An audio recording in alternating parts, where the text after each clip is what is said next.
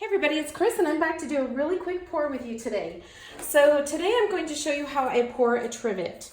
And this is just kind of the first step. It does have to be finished with resin so that it is heat resistant. But this is a really great gift idea with the holidays coming up.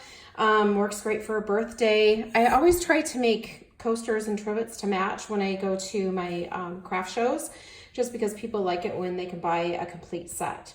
So today I'm going to show you, I have a hexagon tile that I purchased at Lowe's. Whenever I do a pour on a tile, the first thing I do is tape the back of it. And then the next thing that I do is use an alcohol wipe. And I just wipe all of the surface and the edges off just to make sure that I don't have any oils on there from my hands or from anything that could have happened during the manufacturing, the shipping, what have you.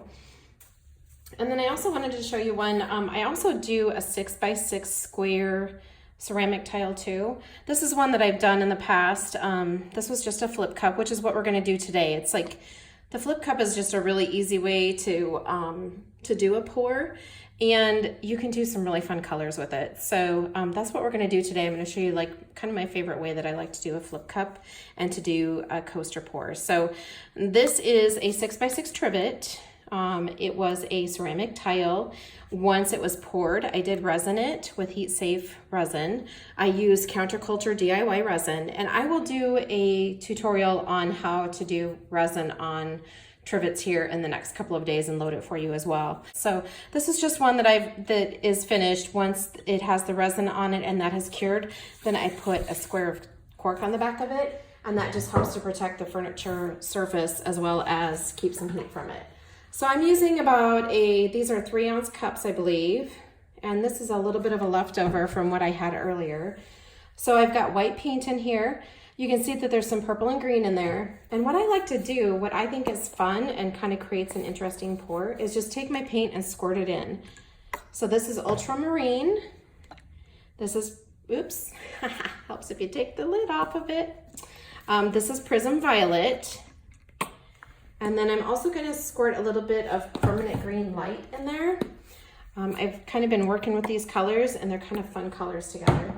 And then of course, no pour would be complete for a trivet or a coaster without some custom silver. All right, so I have about 3 ounces of paint there. And I've not done one this size. I have a feeling that's probably a little bit more than what I need, but I'm going to go ahead and flip it, and then my leftover paint, I've got a project that I'm doing that I need paint skins for. So I'm just gonna let it flow out onto the plastic, and then I'll use that later for the other project that I have. All right, so I did put a little WD-40 in the bottom of that cup. However, I've used it several times, so I don't know for sure that it's really gonna release everything. And then we're just gonna pull the cup. And I have a lot of white here, but there's a lot of pretty color here. So I'm just gonna go ahead and run that right through there to get some more color in there. And trying to decide, I think I want to run one more time through there to get the rest of the color, and then we're going to let that kind of slide off a little bit. Just going to use my torch and pop my bubbles. I do find that when I do this type of a pour where I'm dumping the paint into the cup like I did, it kind of creates some more bubbles.